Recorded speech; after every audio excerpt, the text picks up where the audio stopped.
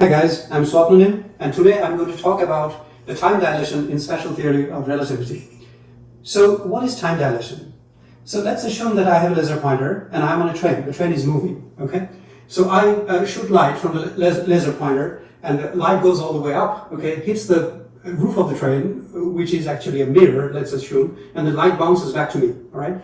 So the whole thing takes a certain time, okay, which per my watch is some value, okay? So I note down the time it took light to leave the laser, leave me, go all the way up and come back, okay? Now, the observers who are outside the train, okay, is going to record a different time interval, okay? They're going to conclude a different value of time elapsed between the light leaving, me going all the way up and coming back, all right? And okay, before I get into the details of that, let me explain what I mean by observers on the ground, okay?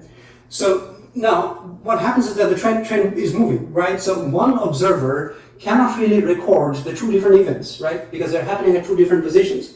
So one event is light leaving my laser pointer, okay? And the other is it's coming back to me, right? So it's happening at two different places. Why? Because the train moves, right?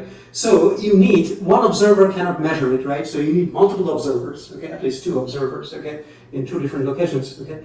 But that's okay, okay? They have their clocks synchronized, so they can actually, one observer will record when the light leaves the laser pointer, and another is going to record, when the light comes back. The time that I will measure, okay, will actually be less than the time measured by the ground observers, okay, between these two events, all right? Let me just explain why that is so, okay? It can be explained from the very simple fact, okay, from just one fact, okay, which is quite profound, but it's still one fact, which is that the speed of light is constant to all observers, okay?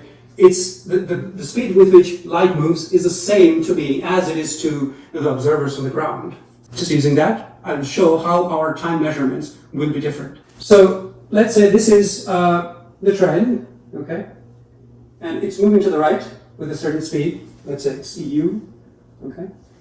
And from my reference frame, okay, who is inside the train, okay, light goes up and then comes down. It goes straight up and comes straight down, right? So if L is the length, okay, is the height, okay, and I'm assuming that I'm kind of sitting very close to the floor or whatever, okay. So yeah, so it's L is the length, okay, that light travels, okay. So the time per my watch is going to be 2L divided by C. I'll call this time as delta t prime, okay? By the way, this is called a proper time. Why proper time? Because, the clock is at rest. With respect to me, the clock doesn't move, okay? It's the same clock that I'm using to measure two different, okay, events, all right? So light leaving and light coming back, all right? So my time is called the proper time. Let me write this down, okay? Proper time, okay? Now, to the observers who are, outside the train, okay? How will they see the whole phenomenon? So let's try to understand that. So an outside observer will see light move in a slanted way. Okay, it will not go straight. All right, and then it will come back in a slanted way as well. Why? Why slanted?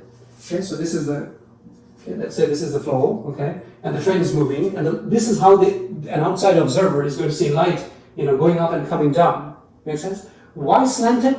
Because to an outside observer, the train is moving, right? So the light left here, right? And then by the time the light reaches the top, the train has moved to the right, okay? So this has to be the trajectory of light. Make sense? To an outside observer, right? To me, it's the same. Nothing moves, okay? So light goes up and comes down, okay? But to an outside observer, it left here, it left the flow, okay, at one place, but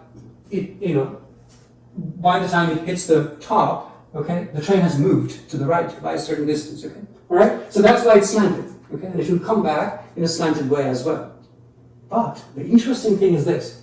The speed with which light will cover this slanted distance is still C. It's still the same that what I, see from inside the train. Make sense? So the speed of light doesn't change. That's the postulate of special theory of relativity, and it's also verified by experiment, all right? So now see how that tells that the time per my watch is less than the time measured by the outside observers. All right, ready for that? Okay, so this is the, okay, so what I'll do is that I'll just compare the lengths. Okay, so let's say, let me just give it, give the vertices of these triangle names. Okay, so A, B, C, and let's say this perpendicular is D. All right, so these two are right angle triangles. Okay, and I can write AB is greater than BD. Right? So this side, this is the hypotenuse of a triangle, of a right triangle, right? So this hypotenuse is greater than one of the legs of the triangle. Okay? So AB is greater than BD, and you can write BC is also greater than BD. Right? BC is greater than BD. Okay? So if you add these two, you get what? AB plus BC is greater than 2BD. Right? AB plus BC is greater than 2BD. Okay? Now you can divide both sides by c, the speed of light. And what do you get? On the left side, you have the time per the watch of the outside observer, right? Let's call this delta t. Okay? And what is 2BD over c? Okay? So BD is just the L, okay? So this quantity, 2BD over c, is just delta t prime. Okay? Which is the proper time, which is the time per my watch, which is inside the train. All right. So you can see that this holds. All right. Delta t is greater than delta t prime. Okay, which means that the time measured by the outside observers is greater than the proper time.